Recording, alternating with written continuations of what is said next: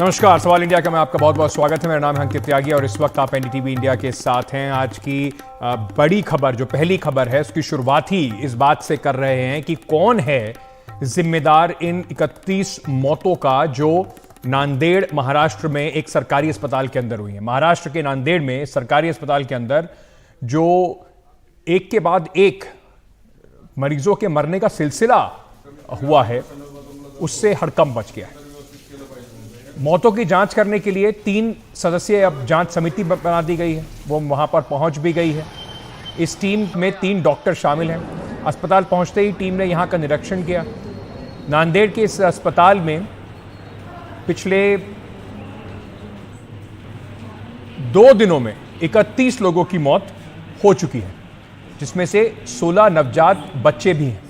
आज राज्य के स्वास्थ्य शिक्षा मंत्री हसन मुशर्रफ नांदेड़ के इस अस्पताल का दौरा करेंगे। दूसरी ओर विपक्ष शिंदे सरकार पर हमलावर है। पूर्व मुख्यमंत्री और कांग्रेस के नेता अशोक चव्हाण का आरोप है कि अस्पताल में मेडिकल स्टाफ और सुविधाओं की कमी के कारण लोगों को अपनी जान से हाथ धोना पड़ा। जरा पहले आपको जरा सुनवाते हैं इस पर रिएक्शंस क्या क्या है। मेडिकल मधून आणलं मुलानं 1200चं मेडिकल आणलं 1500च्या आसपास 80 मध्ये आहे ते कप दाटला म्हणून डिमोनियाची शिकायत अंकुर हॉस्पिटल मध्ये होते 40,000 यादनं काढून दाखवलं आता इथं आणलं पैसा नाही म्हणून आता इथे काय बघितलं हालेत बघा नुसते ऑक्सिजन लावलं एक सलाईनच आहे चालू आहे तेच म्हणे अकराले ते लेकराला पोट उडून आलं बघा सरांना म्हणलं तर म्हणे सिस्टर भी करताय सर भी करा मेडिकल स्टैंडर्ड और WHO स्टैंडर्ड की हिसाब से जो भी बच्चा जिसका जन्म होता है तो उसका जन्म के टाइम वजन रहना चाहिए 2.5 किलो या उससे ज़्यादा। 2.5 किलो से 4 किलो ये नॉर्मल स्टैंडर्ड माना जाता है। सर, ये 2.5 किलो से कम उम्र के जो बच्चे पैदा होते हैं क्या इनको माल न्यूट्रिशन में गिना जाएगा? यस, उनको माल न्यूट्रिशन कहा जा सकता है, लेकिन हम मेडिकल साइंस की भाषा में उनको लो बर्थ वेट, क्योंकि जन्म के टाइम के जिनका वेट कम होता है उनको लो बर्थ वेट कहते हैं। तो 2.5 किलो से कम सभी लो बर्थ वेट कैटेगरी में आते हैं। तो 2.5 किलो से 1.5 किलो तक के जो कम रहते हैं उनको लो बर्थ वेट, 1.5 किलो से 1 किलो तक उनको वेरी लो बर्थ वेट, और 1 किलो से भी कम उनको एक्सट्रीमली लो बर्थ वेट। तो जैसे जैसे उनका वजन कम होते जाएगा उनके लाइफ की रिस्क उतनी बढ़ती जाएगी। तो क्या ये मोटे तौर पर कहा जाए कि ये मौतें माल न्यूट्रिशन की मौतें हैं? ये माल न्यूट्रिशन के इसमें 100% माल न्यूट्रिशन का ये आता है, क्योंकि कम वजन के जो बच्चे हैं उनको हम माल न्यूट्रिशन की कैटेगरी में डाल सकते हैं। तो माल न्यूट्रिशन इसका एक रीजन है। अब इस पर राजनीति भी हो रही है, लेकिन बात सारी ये है कि सरकारी अस्पतालों में किस लिए आप वोट देते हैं? आप वोट देते हैं बेहतर सुविधाओं के लिए। अगर वही सुविधाएं आज नहीं मिल रही हैं तो फिर ऐसे सरकार का या ऐसे पूरे प्रशासन का क्या फायदा, जहां पर इस तरीके से अभी इस पर जांच बैठाई जाएगी, लोगों से बात भी की जाएगी और देखा जाएगा। जैसे आप देख रहे हैं, क्योंकि निरीक्षण होने हैं तो अब सफाइयां शुरू हो रही हैं, टॉयलेट की सफाई शुरू हो रही है, देखा जाएगा कितने लोग वहां पर हैं या नहीं हैं। लेकिन उससे पहले ये सब क्यों नहीं किया गया, ये एक बड़ा सवाल उठता है। अब महाराष्ट्र के स्वास्थ्य मंत्री इस पर क्या कह रहे हैं, आपको जरा वो सुनवाते हैं। नांदेड़ के अस्पताल में जो घटना हुई है उस पर बात करने के लिए हमारे साथ स्वास्थ्य मंत्री महाराष्ट्र के तानाजी सावंत साहब हैं। सर, ये जो घटना हुई है, आप चूंकि डिपार्टमेंट भले आपका नहीं आ रहा है, लेकिन क्या कुछ जो है फिलहाल कदम उठाए जा रहे हैं सरकार? मैंने तो इन्फॉर्मेशन ली है, जो कुछ घटना हुई बहुत दुर्दैवी है जी।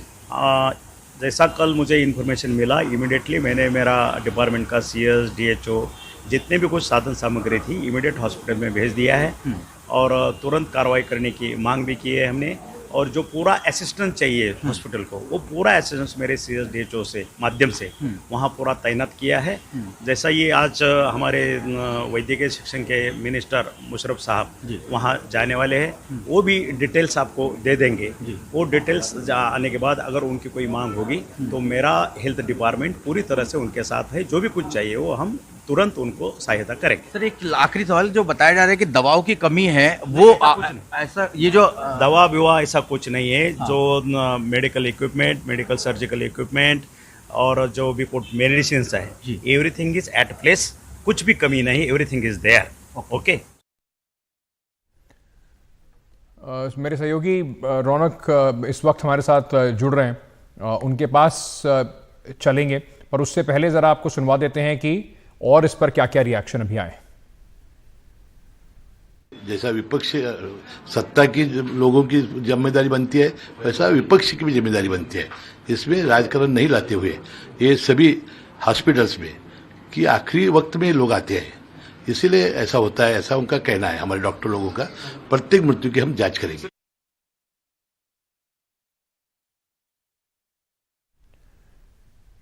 चलिए, तो ये अब एक बड़ा सवाल है कि किस तरीके से यहाँ पर इस अस्पताल के अंदर ये, और आपको ये भी बता दें कि अब से कुछ दिन पहले महाराष्ट्र के ही थाने से एक और घटना इस तरह की है जिसमें एक ही दिन के अंदर 18 वहाँ पर मौतें हुई थी। तो क्यों महाराष्ट्र के अस्पतालों की ऐसी हालत है, ये एक बड़ा सवाल है।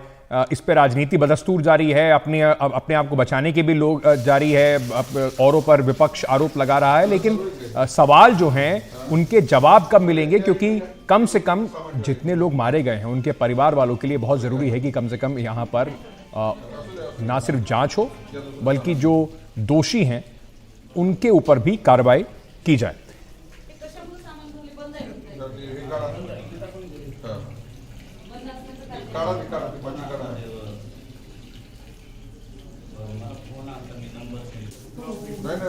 बाकी अजून खूप साफ करायचे आपल्याला। आज तुम्ही एक तर करा, एवढं तुम्हाला जाणीव तर होईल, उद्यापासून आठवण येईल। कमीत कमी आपण ज्या संदर्भात जातो तिथलं तरी व्यवस्थित केलं पाहिजे। तो चलिए आगे बढ़ते हैं अपनी दूसरी खबर की ओर।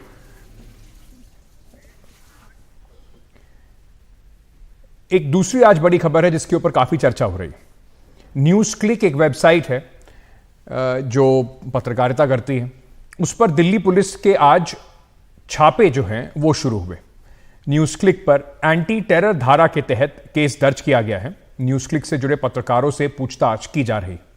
सूत्रों के मुताबिक छापे में लैपटॉप, कंप्यूटर, हार्ड डिस्क और मोबाइल फोन जो हैं ना सिर्फ उन लोगों के जो इस वेबसाइट से जुड़े हुए हैं बल्कि वो लोग जो इसके कंट्रीब्यूटर्स हैं, यानी कि कभी कभी इस पर कुछ लिखते हैं, अपनी अभिव्यक्ति जो है वो इस पर वो प्रस्तुत करते हैं, उनके भी लैपटॉप्स और मोबाइल फोन्स को पुलिस ने जब्त कर लिया है। लगभग 100 जगह पर छापे मारे गए हैं। सूत्रों के मुताबिक यहां जो छापे मारे गए हैं उनमें 3 कैटेगरी में बांटा गया है। ए कैटेगरी में शामिल वो लोग हैं जिनसे पूछताछ के लिए उन्हें बुलाया गया है। उधर पत्रकारों पर इस छापे को लेकर प्रेस क्लब ऑफ इंडिया ने गहरी चिंता जाहिर की है और कहा है कि इस मामले पर जो प्रेस क्लब ऑफ इंडिया है उसने कहा है कि वो पत्रकारों के साथ और खड़े हैं और मांग करते हैं कि सरकार इस मामले की विस्तृत जानकारी बाहर जरूर सबके सामने रखे। आपको बता दें कि न्यूज़ क्लिक जो एक वेबसाइट है, इसके ऊपर कुछ दिन पहले न्यूयॉर्क टाइम्स में एक छपा था लेख जिसमें कहा गया था कि इसके जो मालिक हैं, जो फाउंडर हैं, वो कहीं ना कहीं कुछ उनके ऊपर ऐसे आरोप लगे थे कि वो चाइनीज प्रोपेगेंडा, यानी कि चाइना का प्रोपेगेंडा कुछ करते हैं। अब उसका यहाँ पे जो भारत के अंदर क्या संबंध है, क्या हुआ है, क्या नहीं हुआ है, उसी को लेकर ये पूरी जो जांच है इस वक्त चलाई जा रही है। इस पर तमाम रिएक्शंस आ रहे हैं। हमारे सहयोगी प्रशांत ने भी कुछ लोगों से बात की, आपको सुनवाते हैं। हमारे साथ हैं गौरव यादव जी, वकील हैं, वो यहाँ पहुँचे हैं दिल्ली पुलिस स्पेशल दफ्तर में। गौरव जी, क्यों आप यहाँ पर आए हैं? यहाँ पर कुछ पत्रकारों को भी लाया गया। पत्रकार जो है उनकी धर्मपत्नी ने मुझे फ़ोन किया है कि हमारे पति को पुलिस, स्पेशल पुलिस ने सुबह छापे मार के ले गई है। जाइए, विधि के अनुसार जो है जो कार्रवाई उसको हम डिफेंड करना है। मैं पहले जब वकालतनामा मिल जाता है वकील को तो उसके बाद हम उसकी कापी से FIR की लेकर और माननीय जो कंपटेंट कोर्ट है वहाँ पे आगे की विधिक कार्रवाई करेंगे। अरेस्ट हुए हैं यानी ये भी कुछ मैं बता सकता हूँ कि अरेस्ट किया गया है कि डिटेन किया गया है कि इन्वेस्टिगेशन के लिए बुलाया गया है। कोई भी तकनीकी जानकारी से समझ सके मेरी बात को मेरे पास नहीं। चलिए, इस पर केंद्रीय सूचना और प्रसारण मंत्री अनुराग ठाकुर ने क्या कहा वो भी आपको सुनवाते हैं। देखिए, मुझे जस्टिफाई करने की जरूरत नहीं है। अगर किसी ने गलत किया है तो उसके ऊपर जांच एजेंसियां काम करती हैं और ये कहीं नहीं लिखा कि आपके पास अगर गलत तरीके से पैसा आया होगा आपत्तिजनक कोई कार्य होगा तो उसके ऊपर कोई जांच एजेंसी कार्रवाई नहीं कर सकती। जांच एजेंसियां स्वतंत्रता हैं, वो अपनी कार्रवाई नियमों को देखकर करती है। मैं समझता हूं इससे ज्यादा दुर्भाग्यपूर्ण और दुर्भावनापूर्ण कार्रवाई ठीक गांधी जयंती के पश्चात कोई नहीं हो सकती थी। क्यों कह रहे हैं आप दिल्ली पुलिस? गृह मंत्री के अंदर है, उनकी मर्जी के बगैर पत्ता हिलता है। जो लोग आपसे सवाल पूछें, जो आपकी भजन मंडली में शामिल होने से इनकार करते हैं, आप उनके साथ, ये आपका स्टैंडर्ड ऑपरेटिंग प्रोसीजर हो गया। एक फासिस्ट स्टेट की जितनी उसके अवयव होते हैं सब आप में विद्यमान है। क्या नजीर पेश कर रहे हैं आप? लगता है तानाशाही आ चुकी। जिस तरीके से मीडिया की अभिव्यक्ति पर, मीडिया की स्वतंत्रता पर सिर्फ अंकुश नहीं लगाया जा रहा है, कई रूपों में लगाया जा रहा है। और अब तो बीभत्स स्वरूप आ गया कि जो इसके बाद भी बोलेगा हम नौकरी से उसे उसके चैनल से निकलवा देंगे। बाहर निकल के अगर वो स्वतंत्र रूप से बोलेगा तो फिर हम उसको गिरफ्तार करेंगे, और इस तरह गिरफ्तार करेंगे कि जल्दी जमानत भी ना हो सके। ये आने वाले चुनाव के पहले भारतीय जनता पार्टी सरकार सारे पत्रकारों को संदेश दे रही है। चलिए, तो इस पर और जानकारी आपको देते हैं कि प्रेस क्लब ऑफ इंडिया ने, जैसे आपको मैं पहले बता रहा था, उन्होंने ट्वीट करके इस मामले पर क्या कहा है। प्रेस क्लब ऑफ इंडिया ने अपने ट्वीट में न्यूज़ क्लिक से जुड़े पत्रकारों और लेखकों के घरों पर छापे को लेकर बेहद चिंता जताई है, और ये भी कहा है कि हम इस मामले के सभी घटनाक्रम पर नजर बनाए हुए हैं और अपना विस्तृत बयान जारी करेंगे। हम पत्रकारों के साथ हैं, सरकार इस मामले से जुड़े तथ्यों को सामने लाए।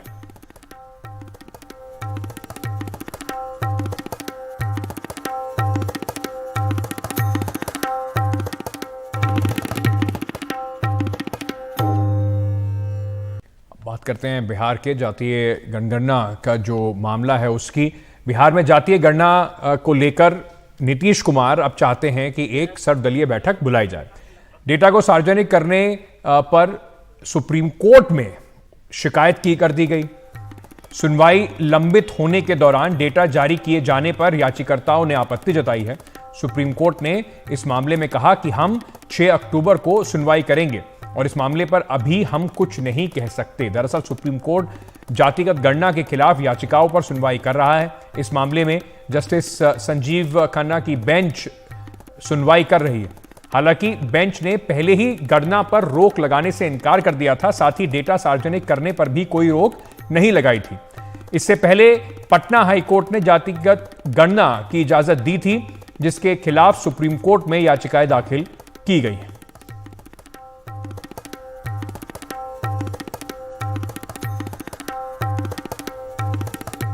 बिहार सरकार ने कल जातिगत गणना के आंकड़े जो हैं वो जारी किए। नीतीश कुमार ने इस मामले पे आगे की रणनीति बनाने के लिए सर्वदलीय बैठक बुलाई है, क्योंकि आपको बता दें कि बिहार की विधानसभा में सभी पार्टियों की सहमति से ये पूरा गणना करने का, सर्वे करने का कार्यक्रम बनाया गया था। बिहार में 13 करोड़ की आबादी है, जिसमें से 63% लोग जो गणना हुई है उसके हिसाब से पिछड़ी जातियों के हैं, जबकि अनुसूचित जाति करीब 20% है, सामान्य वर्ग करीब 15%। यह रिपोर्ट आने के बाद अब राजनीतिक हलचल बढ़ गई है। हमारे सहयोगी मनीष कुमार ने जेडीयू के राष्ट्रीय अध्यक्ष ललन सिंह से इस पर बातचीत की। बिहार में जातिगत गणना की रिपोर्ट सार्वजनिक हो गई है और इस रिपोर्ट के बाद सरकार का क्या अगला कदम होगा, इस पर बात करने के लिए हमारे साथ जनता दल यूनाइटेड के राष्ट्रीय अध्यक्ष ललन सिंह जी हैं। ये बताइए कि सरकार ने ये रिपोर्ट जो सार्वजनिक की है, अब आप पार्टी के अध्यक्ष हैं, सरकार से आपकी क्या अगली मांग या अपेक्षा क्या है? सरकार से मांग उस सरकार से की जाती है जिस सरकार का समर्पण अति पिछड़े वर्ग के उत्थान के लिए नहीं होता है। लेकिन बिहार में जो महागठबंधन की सरकार है, जो नीतीश कुमार जी की सरकार है, उसका समर्पण है उत्थान के लिए, अति पिछड़े वर्ग के उत्थान के लिए। तो उसे मांग करने की क्या जरूरत है? जाति आधारित गणना का रिपोर्ट सामने आ गया है। राज्य सरकार उस रिपोर्ट का अध्ययन करके जो भी उचित कदम उठाना होगा उनके उत्थान के लिए वो जरूर उठाएगी, या आप निश्चिंत रहिए। नरेंद्र जी, एक इस रिपोर्ट के बाद एक चीज सामने आई है कि जो पिछड़ा अति पिछड़ा वर्ग है उसकी आबादी करीब 63% है, लेकिन उसको आरक्षण का लाभ मात्र 27% है, जबकि अग्री जातियों का जो समूह है वो 15% है, उसको उसकी आबादी की तुलना में 10% आरक्षण का लाभ मिला हुआ है। इस विसंगति पे आप क्या कहेंगे? देखिए, एक तो जो संविधान में और जो बाधाएं हैं कि 50% से ज्यादा आप आरक्षण दे नहीं सकते, उस बाधा को दूर करना पड़ेगा और संविधान में संशोधन करके ये करना पड़ेगा कि साहब आबादी के हिसाब से आरक्षण मिलना चाहिए और जो 50% का जो प्रतिबंध है उस प्रतिबंध को समाप्त करना चाहिए।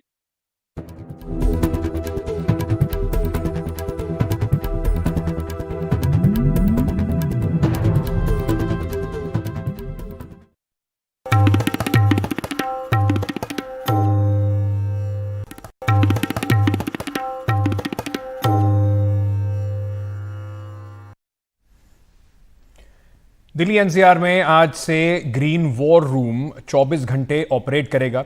अक्टूबर से फरवरी तक 24 घंटे ये ग्रीन वॉर रूम जो आबो हवा है उस पर निगरानी रखेगा। इस बार 17 सदस्यीय टीम प्रदूषण के स्तर की निगरानी करेगी।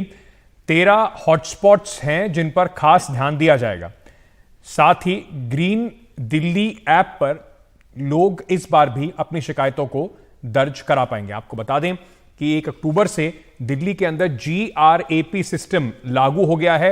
जैसे ही दिल्ली में प्रदूषण का जो लेवल है वो बढ़ता है तो अलग अलग कैटेगरी में जो जो नियम कानून बनाए गए हैं, जो जो प्रतिक्रियाएं बनाई गई हैं, उसका इस्तेमाल शुरू हो जाता है।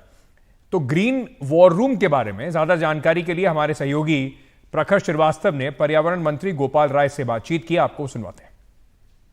हमारे साथ पर्यावरण मंत्री हैं गोपाल राय सर। सर बताइए, इस पिछले साल से और इस साल में ग्रीन वॉर रूम में सबसे बड़ा फर्क क्या है? देखिए, ग्रीन वॉर रूम का स्ट्रेंथ इस बार बढ़ा दी गई है, लगभग डबल की गई है। पिछले साल 9 सदस्यीय टीम यहाँ काम कर रही थी, इस बार 17 सदस्यीय टीम काम कर रही है, जिससे कि जो 15 सूत्री एक्शन प्लान दिल्ली के मुख्यमंत्री माननीय अरविंद केजरीवाल जी ने जो घोषित किया है उसे जमीनी स्तर पर लागू किया जा सके और ख़ासतौर से जो हॉट स्पॉट्स हैं उसकी जो है रोज मॉनिटरिंग किया जा सकता है। सर, क्योंकि पराली की समस्या एक ऐसी समस्या जो कई सालों से चली आ रही है, पिछले साल से और उसके पिछले साल से अक्सर ये होता है कि अचानक दिवाली के मौसम के आसपास बहुत ज़्यादा प्रदूषण का लेवल हर फिर चर्चा होने लगती है कि पराली का एक्शन क्यों नहीं लिया गया। तो इस साल क्या आपकी प्लानिंग है पराली को लेकर? इस साल क्या अलग करने वाले हैं और कैसे देखते हैं समस्या? देखिए, दिल्ली के अंदर तो पराली के लिए हम जितने भी धान की खेती होती है 100% जो है वो बायोडिकम्पोजर का छिड़काव कर रहे हैं। जहाँ तक बाहर के राज्यों से पराली जलने की घटनाएं हैं, उन राज्यों के साथ भी कोऑर्डिनेशन हम लोग कर रहे हैं कि वहाँ भी इस बार पराली घटनाएं कम हों, जिससे कि दिल्ली के प्रदूषण को और कम किया जा सके। पराली के अलावा और आप सबसे बड़ी चुनौती किसको देखते हैं जो सबसे ज़्यादा जिम्मेदार है दिल्ली के प्रदूषण के लिए? अगर हम पराली को हटा दें तो उसके अलावा जो मेजर जो पोल्यूशन के लिए जो कंट्रीब्यूशन है वो कंस्ट्रक्शन का है, डस्ट पोल्यूशन है और व्हीकल पोल्यूशन है। जी, तो फिलहाल ये था ग्रीन वॉर रूम 2.0 और क्योंकि इससे अब 24 घंटे मॉनिटरिंग होने वाली है तो देखते हैं, उम्मीद करते हैं कि इस साल दिल्ली का प्रदूषण का स्तर थोड़ा सा कम रहे। नई दिल्ली से प्रखर श्रीवास्तव, NDTV इंडिया।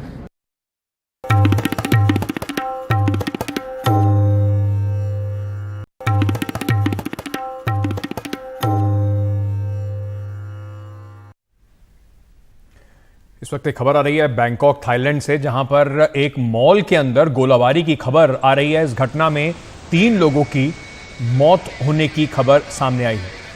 पुलिस यहां पर पहुंच चुकी है और सुरक्षा एजेंसियों के अधिकारी मौके पर हैं। चारों तरफ से इस पूरे इलाके को घेर लिया गया है। जिस मॉल में शूटिंग हुई है उस मॉल का बताया जा रहा है कि वो बैंकॉक सिटी सेंटर में है। काफ़ी पॉपुलर मॉल है जहां पर ये शूटिंग की वारदात हुई है। बताया ये भी जा रहा है, जो खबरें इस वक्त न्यूज़ चैनल्स पर आ रही हैं, कि एक 14 साल के लड़के को पुलिस ने हिरासत में लिया है।